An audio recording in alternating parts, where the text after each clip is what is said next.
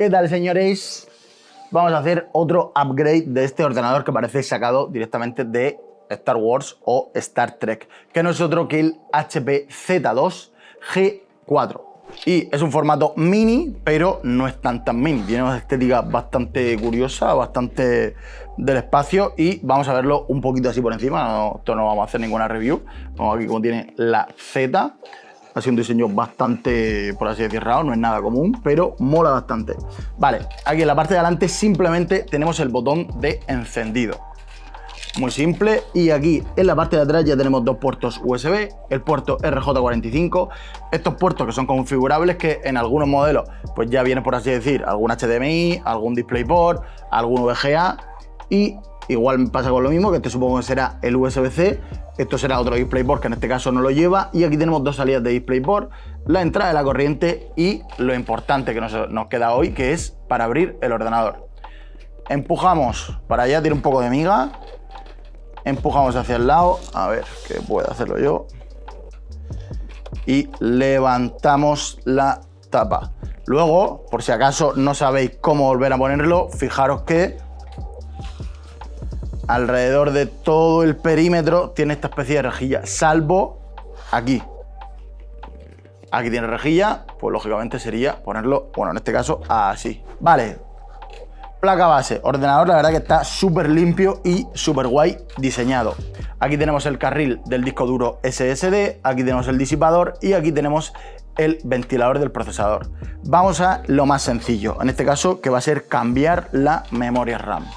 Lo pongo aquí para lo que veáis. Simplemente levantamos esto con cuidado y aquí tenemos acceso a las dos memorias RAM.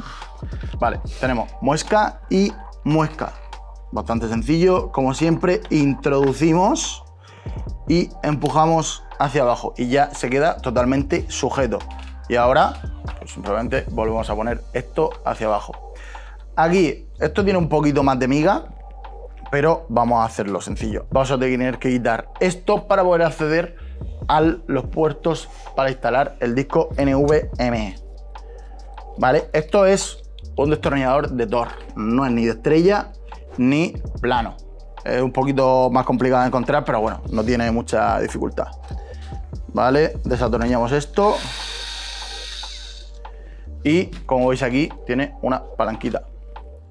Levantamos, lo retiramos, ¿vale? Y aquí vemos la placa bastante limpia. Aquí tenemos un puerto también M.2 en este caso para poner el wifi, que como veis sigue el cable y llega hasta aquí. O sea que podríamos conectarnos a internet sin tener ningún problema de si por si acaso no tenemos el cable. Y aquí tendríamos el otro puerto M.2 NVMe. Vale, pues vamos a desatornillar este tornillo pequeño. Vamos a hacerlo con uno de punta plana, que también debería de poder salir. No. A ver, es que está ahora. Vale, y aquí lo sacamos. Importante, no lo perdemos. Vale, aquí tenemos el NVMe, vemos una muesca aquí en el lado y simplemente introducimos aquí y procedemos a ponerlo de vuelta. Importante, no apretar demasiado, porque la verdad que no hace falta. Con cuidado. Y tal cual, lo dejamos. Aquí vemos el NVMe y aquí vemos el tornillito. Y este es el otro puerto PCI donde va el Wi-Fi.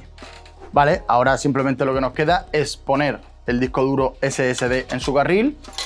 Primero tendremos que ver dónde encaja, o sea, cuál es el sentido que tiene, si es así o así. En este caso nosotros lo vamos a poner así, porque así es como va el puerto. ¿Qué nos falta? Pues volver a encajar los tornillos que hemos sacado antes con los agujeritos, no sé si los veis aquí. Este con este.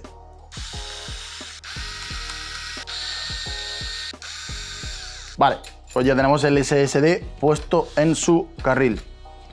Y ahora encajamos, vemos esto azul y aquí esto azul. Tenemos que encajarlo, señores. Y nos quedaría poner esto aquí, apretarlo, ¿vale? Y ahora simplemente nos quedaría conectar el disco duro en su sitio. A ver. Ya está, solucionado. Y ahora lo que os he comentado antes. Vemos que aquí en todas estas partes hay, por así decir, rejilla, y esta es la única que no. Para no volveros locos de cómo se pone de vuelta, pues encontramos aquí la rejilla, sabemos que esto va aquí y lo ponemos por el lado contrario. Y solucionado. Terminado.